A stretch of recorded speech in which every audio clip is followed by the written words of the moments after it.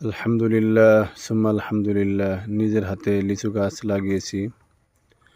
গত 2 বছর পর্যাপ্ত পরিমাণে লিচু ধরেছিল, কিন্তু এবার লিচু ধরেনি। এটাই হলো আমার সেই লিচু গাছ।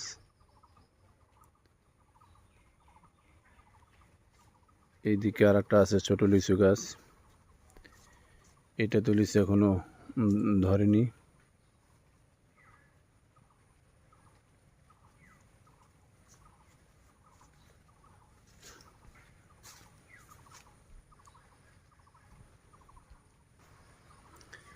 এই পাশে একটা আম গাছ লাগিয়েছি, আলহামদুলিল্লাহ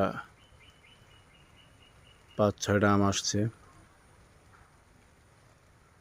কিন্তু আজকে ঢাকা চলে যাব, হয়তো আম খাওয়ার ভাগ্য হবে না,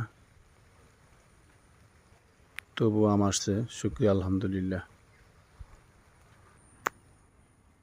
আর সামনে যে বড় গাছটি দেখতে পাচ্ছি, এই গাছটি দিয়ে ইনশাল্লাহ আমার ফার্নিচার করবো ইনশাল্লাহ, আল্লাহ যদি বাঁচিয়ে রাখে।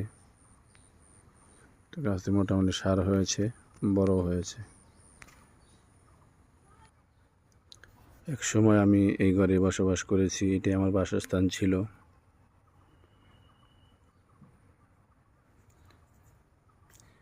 এটাই আমার বিবাহ বার্ষিকী প্রথম বাসস্থান, এই ছোট্ট ঘরটি।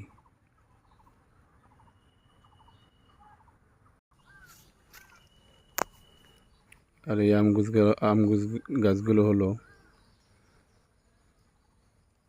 আমার মেজো ভাইয়ের বন্যা করে।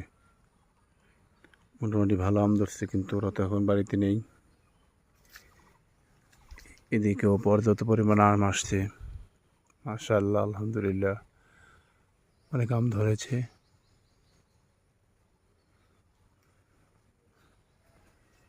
প্রত্যেকটি গাছেই আম ধরেছে।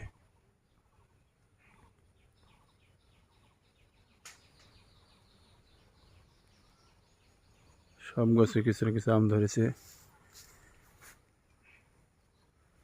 কিন্তু এই গাছটিতে ধরেনি। এটা এই যে বন্যা করে কাঁঠাল গাছ, কাঁঠাল কিছু আসছে। আর এই গাছটা এবং এই 2টা গাছ আমি 2001 সালে ছোট্ট একটা গাছের চারা এনে লাগিয়েছিলাম। আজকে গাছটি অনেক পর্যাপ্ত পরিমাণ বড় হয়েছে।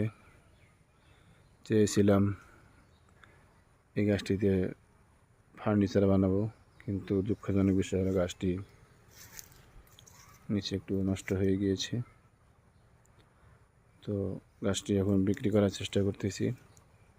কিছুদিন পূর্বে একজন লোককে দেখিয়েছি, যারা গাছ ক্রয় করে, তারা 4000 টাকা বলেছে। এবার সময়ের অভাবে বিক্রি করতে পারলাম না, দেখি বিক্রি করতে পারি কিনা। এইটা হলো সে আমার সেগুন গাছ,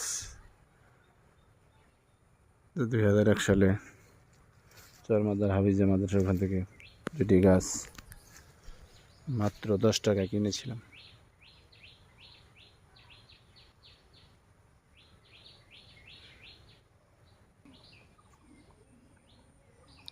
আর সামনে পাকাড় দেখা যাচ্ছে, ওই পাকাড়টি আমাদের বাড়ির পূর্ব সীমানা।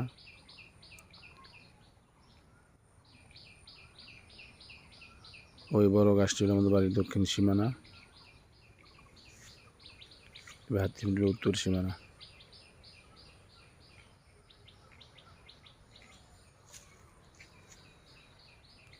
কিছুক্ষণ পরে আমি আমার বাড়ির ভিতর আঙ্গিনা এবং আমার যে রুমে এখন বসবাস করতেছি সেই রুমটা দেখাবো ইনশাআল্লাহ।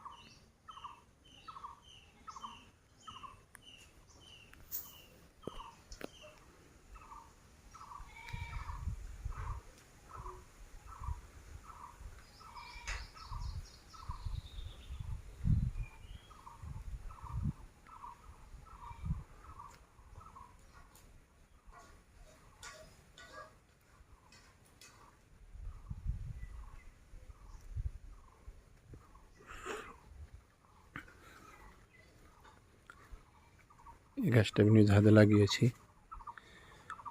গত 3 বছর হলো গাছে আম ধরে। এটি আমার বাসস্থান, এটা আমার বাইক।